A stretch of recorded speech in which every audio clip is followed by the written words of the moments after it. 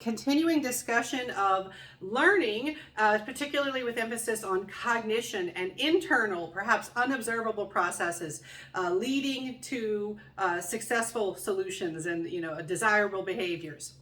All right, so another area of research is work conducted by Tolman, and Tolman was well known for his work with rats. In fact, he had some famous quotes that I remember learning about in grad school where he said, rats are wonderful, pure, and delightful. He loved working with rats. As an animal, to learn about basic types of learning, they worked really well for studies. In fact, when people say things like, "Oh, do you want to be my guinea pig to figure out if this works?" That's actually guinea pigs are not that common in animal research, or at least not as common as rats. Rats are very common in a lot of behavioral research in particular because they work well for observations.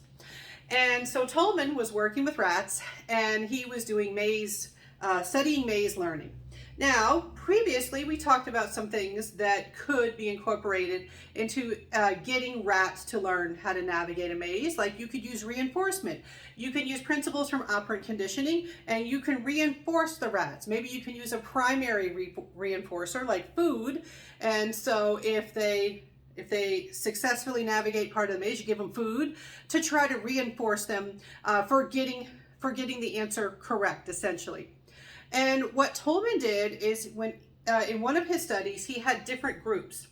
One group of rats was continually reinforced. Every time they got it right, every time they successfully navigated that maze, they got reinforcement. They got food.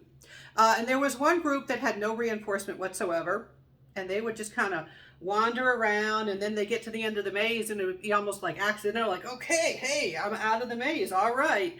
Okay, the ones who were not being reinforced, they did not work as quickly and deliberately as the ones who were being reinforced. You could probably predict the ones who were being reinforced. They were like, oh, okay, I'm getting reinforcement, I'm getting food. They worked on it.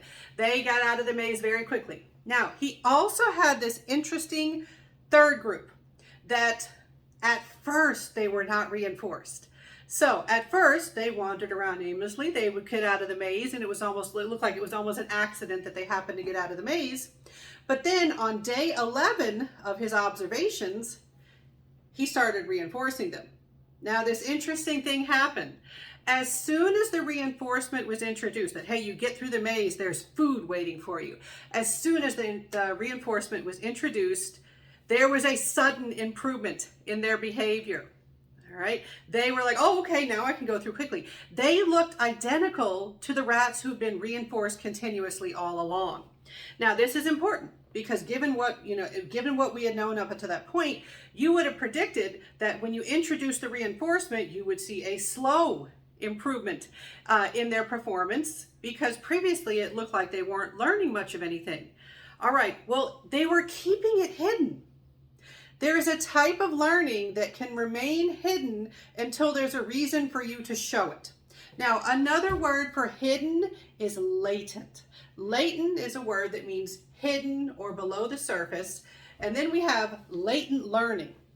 Latent learning is a type of learning that remains hidden. It remains beneath the surface, and it is only exhibited when you need to exhibit it, or when there's a good reason to exhibit it. All right, so with these rats, they were learning how to do the maze. They just didn't have a good reason for doing it. Then the food was introduced. They're like, oh, there's a reason to get through this maze quickly. I can do that. There's food at the end. So they had been learning all along. They just hadn't been demonstrating their learning. Their learning was hidden. Their learning was latent. You probably have some things that you have latent learning for. Like, if you're in a building, you might note where the emergency exits are. You might know where to go in case of an emergency, in case of a fire or something like that. But you don't actually exhibit that typically until there is an emergency. Up until then, you keep it in your head and you don't exhibit it, you don't show it, you don't demonstrate that knowledge.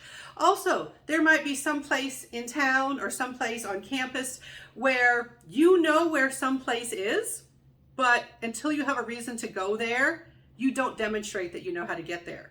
You know, maybe you haven't been to the campus library yet. Maybe you've just used their online resources. But you know where the campus library is. You know how you'd get there. It's not until you have to do an assignment where you are required to actually go into the library to get something. That's when you show, oh yes, I can get there. I have been learning where the library is, but I just haven't gone there. I haven't shown anybody. I haven't demonstrated that I know how to get there. Now, Tolman also gave us this term cognitive map, particular to learning, you know, how to get around places. A cognitive map is an internal representation of how to get around, an internal representation of sort of your geographical location. In fact, it's, I lost it. I was looking in the book to try to get the official wording to make sure that it matches well with it. Your cognitive map. Let's see, mental map of the environment. That's essentially what I was saying. I was making sure that there wasn't better wording there. So internal mental map. You probably have a lot of mental maps for getting around where you work, where you go to school, even your own home, your own neighborhood. You might have a mental map that represents some neighbor that you've never visited, you've never been there, but if you accidentally got their mail one time, you would be perfectly able to get over there and give them their mail. You know, this is the latent learning. It's the type of learning where it's hidden until there's some reason to exhibit it. And for spatial learning, you can have a cognitive map where it's an internal mental map, internal representation. All right, so those are different types of learning that involves more internal processes. Now, the next thing I'm going to talk about going to be a practical issue. The textbook that I use for teaching class, it focuses on video games and some of the controversy about video games, particularly violent or aggressive style video games, and how they can influence behavior. So I'm going to talk about that in the next video.